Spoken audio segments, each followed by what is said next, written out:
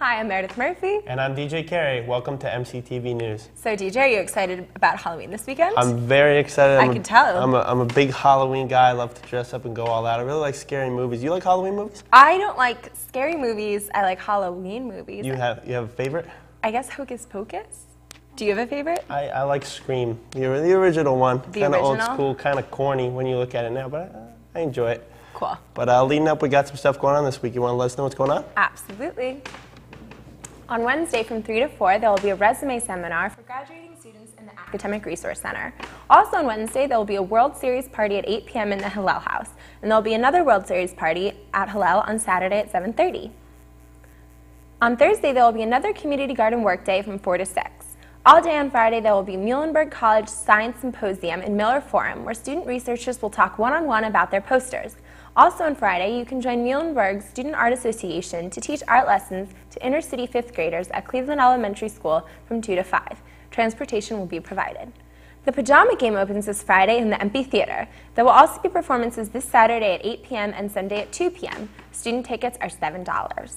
Also, on Wednesday, Thursday, and Friday, there will be a graphic short story contest where Muhlenberg students are invited to create a graphic short story and enter it to win prizes.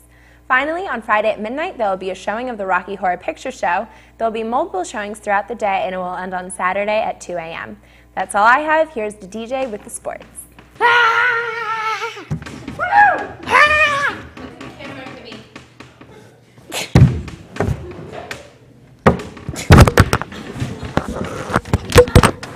Been enjoying a successful fall thus far. Coming into their game this past Saturday against F&M, they were 5-1 overall and undefeated in conference.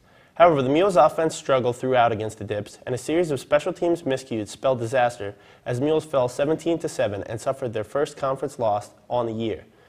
In a game the Mules will hope to forget, sophomore Terrence Dandridge had an unforgettable performance, putting up 140 yards and a touchdown on the ground. Dandridge broke the 100-yard mark for the 5th straight game and is the first Mule to do so since All-American John DeLuca did so in 2008. The Mules will look to recover this weekend on the road against Centennial Conference foe Dickinson.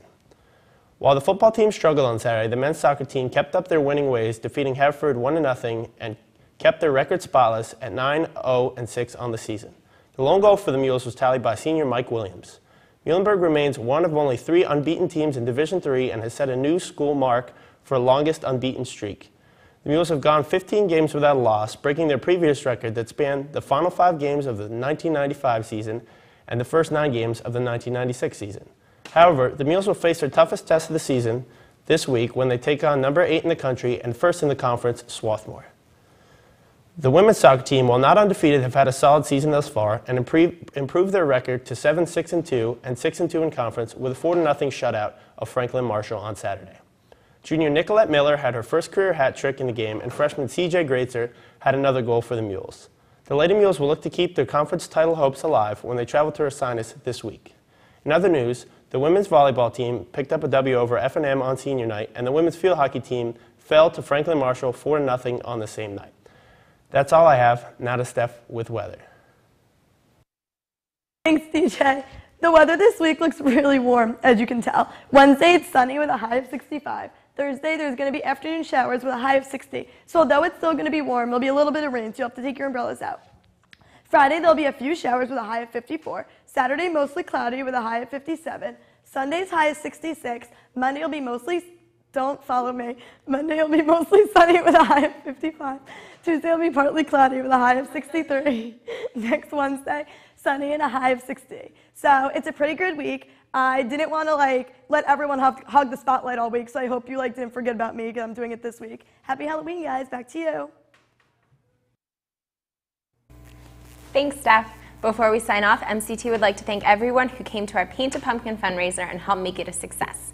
That wraps it up for this edition of MCTV. I hope everyone has a happy Halloween. I'm Meredith Murphy. And I'm DJ Carey. Have a great week, Muhlenberg.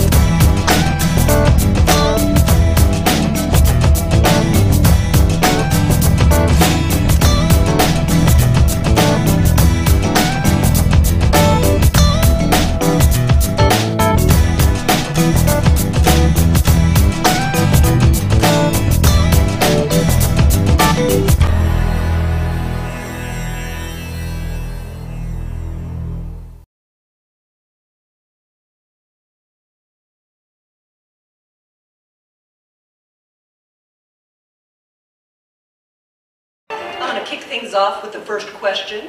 It goes to both of the candidates, but we'll begin with ballot order and Mr. Callahan.